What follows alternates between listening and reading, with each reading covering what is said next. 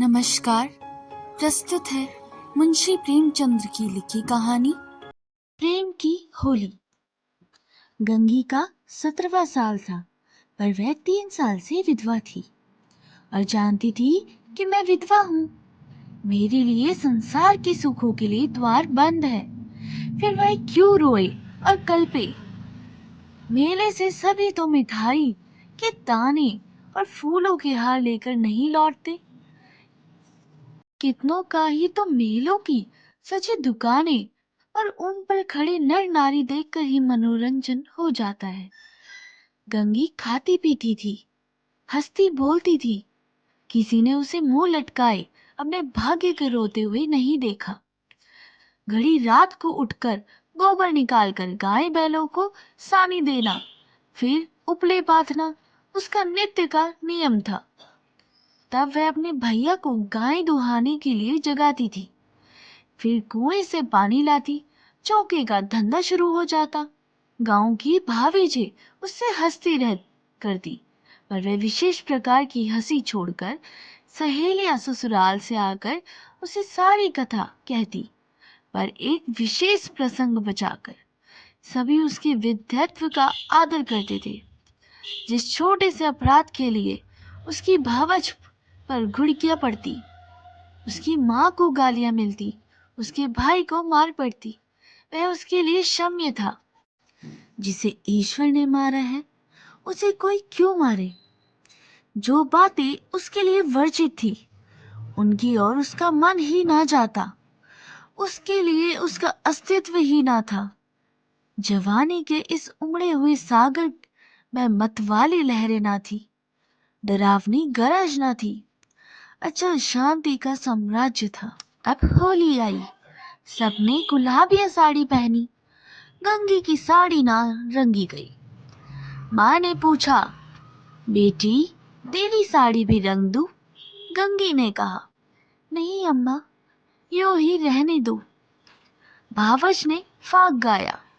वह पकवान बनाती रही, उसे इसी में आनंद था। तीसरे पहर गांव के लोग होली खेलने आए।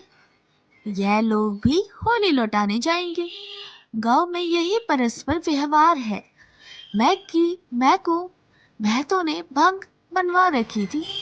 चरस गांजा माजूम सब कुछ लाए थे। गंगी ने यह भांग पीसी थी। मीठी अलग बनाई थी, नमकीन अलग। उसका भाई पिलाता था और वह हाथ धुलाती थी। जवान सर नीचा किए पीकर चले जाते।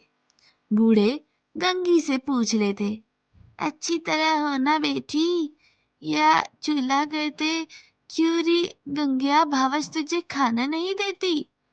क्या तू इतनी दुबली पतली हो गई है? गंगिया हंसकर रह जाती। देह क्या उसके बस की थी? ना जाने क्यों वह मोटी हुई थी। भांग पीने के बाद लोग फाग गाने लगे।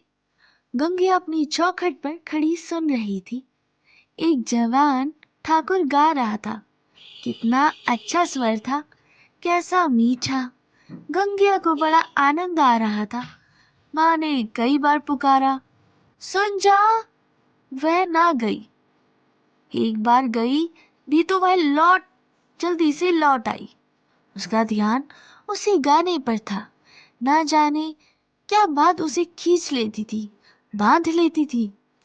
जवान ठाकुर भी बार बार गंगिया की ओर देखता और मस्त हो होकर गाता। उसके साथ वालों को आश्चर्य हो रहा था, ठाकुर को यह सिद्धि कहाँ से मिल गई थी। वह लोग विदा हुए तो गंगिया चौखटे पर ही खड़ी थी। जवान ठाकुर ने भी उसकी ओर देखा और चला गया। गंगिया ने अपने बाप से पूछा, कौन गाता था दादा? मैको ने कहा, कोठार ये बुद्धू सिंह का लड़का है। गरीब सिंह बुद्धू रीति व्यवहार में आते जाते हैं। उसके मरने के बाद अब वही लड़का आने जाने लगा। गंगी, यहाँ तो पहले आया था। मैकू, हाँ, और तो कभी नहीं देखा। मिजाज बिल्कुल बाप का सा है और वैसे ही मीठी बोली है। घमंड तो छू नहीं गया। बुद्धू के बखार में अनाज रखने की कोई जगह नहीं थी, पर चमार को भी देखते तो पहले हाथ उठाते। भाई इसका स्वभाव है। गोरू आ रहे थे। गंगी पंग पंघिया लेते भीतर चली गई। वही स्वर उसके कानों में गूंज रहा था। कई महीने गुजर गए। एक दिन गंगी गोबर पात रही थी। सहजा उसने देखा वही ठाकुर सिर झुकाए द्वार से चला आ जा रहा है। वह गोबर छोड़कर उठ खड़ी हुई। घर में कोई मर्द ना था, सब बाहर चले गए थे। यह कहना चाहती थी कि ठाकुर बैठो, पानी पीते जावा, पर उसके मुंह से बात ना निकली। उसकी छाती कितनी जोर से धड़क रही थी। उसे एक विचित्र घबराहट होने लगी। क्या करे, कैसे उसे रोक ले? गरीब सिंह ने एक बार उसकी ओर ताका और फिर आंखें नीचे कर ली। उस दृष्टि से क्या बात थी कि गंगी भी रोई खड़े हो गई। वह दौड़ी घर में गई और माँ से बोली, अम्मा, वह ठाकुर जा रहे हैं, गरीब सिंह। माँ ने कहा, किसी काम से आए होंगे। गंगी बाहर चली गई तो ठाकुर चला गया था। वह फिर गोबर पातने लगी, पर उपले टूट जाते थे, आप ही हाथ बंद हो जाते थे।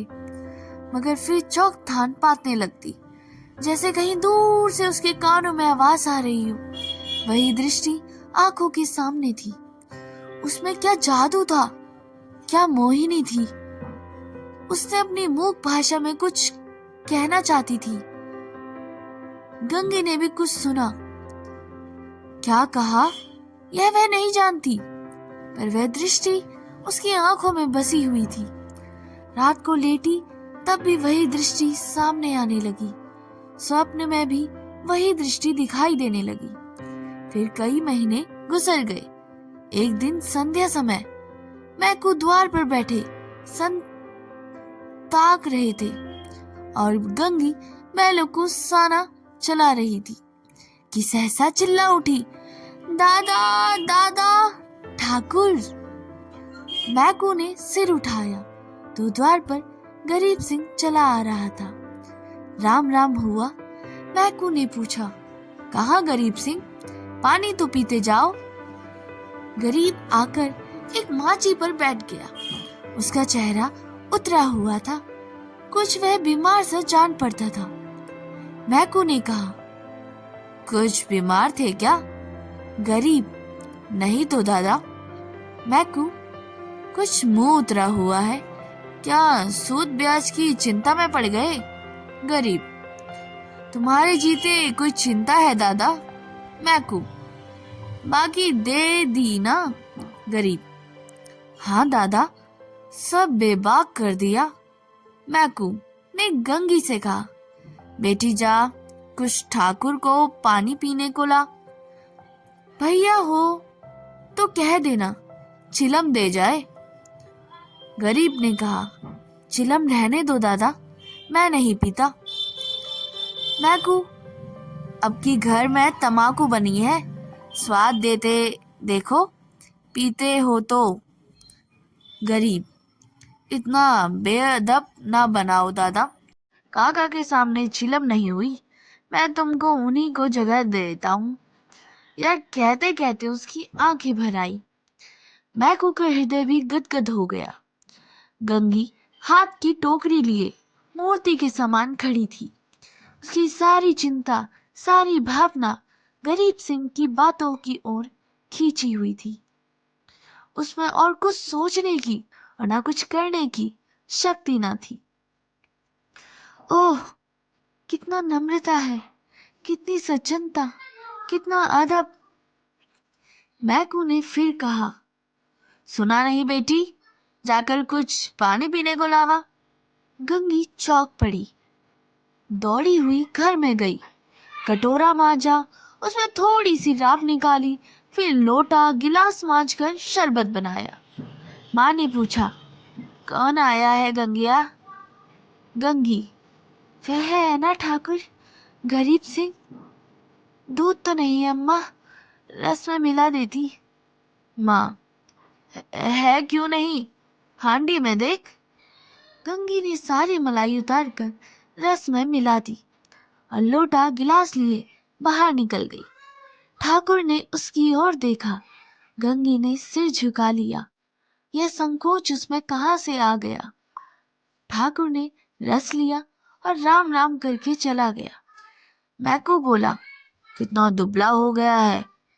गंगी, बीमार है क्या? मैकू, चिंता है और क्या, अकेला आदमी है, इतनी बड़ी गृहस्थी, क्या करे। गंगी को रात भर नींद नहीं आई। उन्हें कौन सी चिंता है? दादा से कुछ कहा भी तो नहीं। क्यों इतने सकुचाते हैं? चेहरा कैसा पीला पड़ गया है। सवेरे गंगी ने माँ से कहा, गरीब सिंह अब की बहुत दुबले हो गए हैं ना अम्मा? माँ, अब वह बेफिक्री कहाँ है बेटा। बाप के जमाने में खाते थे और खेलते थे, अब तो गृहस्थी का जंजाल सिर पर है। गंगी को इस जवाब से संतोष न हुआ। बाहर जाकर मैकू से बोली, दादा, तुमने गरीब सिंह को समझा दिया है, क्यों इतनी चिंता करते हो? मैकू ने आंखें फाड़कर देखा और कहा, जा अपना काम कर। गंगी पर मानो वज्रपात हो गया। वह कठोर उत्तर और दादा के मुंह से हाय, दादा को भी उनका ध्यान नहीं, कोई उसका मित्र नहीं, उन्हें कौन समझाए। अब कि वह आएंगे तो मैं खुद उन्हें समझाऊंगी। गंगी रोज सोचती वह आते होंगे, पर ठाकुर नहीं आए। फिर होली आई, फिर गांव में फाग होने लगा। रमणियों ने फिर गुलाबी साड़ी पहनी, फिर रंग घोला गया। मैकू ने भंग, चरस, गांजा मंगवाया। गंगी ने फिर मीठी और नमकीन भंग बनाई। द्वार पर टाट बिछा गया। व्यवहारी लोग आने लगे, मगर कोठार से कोई नहीं आया। शाम हो गई, किसी का पता नहीं। गंगी बेकरार थी, कभी भीतर जाती, कभी बाहर आती। भाई से पूछती, क्या कोठार वाले नहीं आएंगे? भाई कहता, नहीं।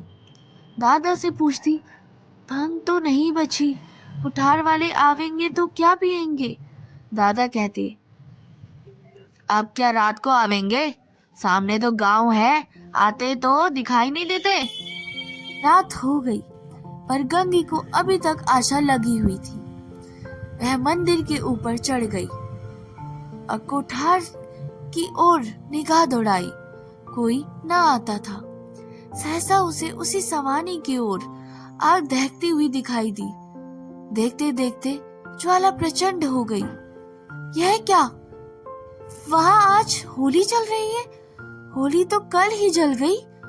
कौन जाने वहां पंडितों ने आज होली जलाने की सायत बताई हो, तभी वे लोग आज नहीं आए, शायद कल आएंगे।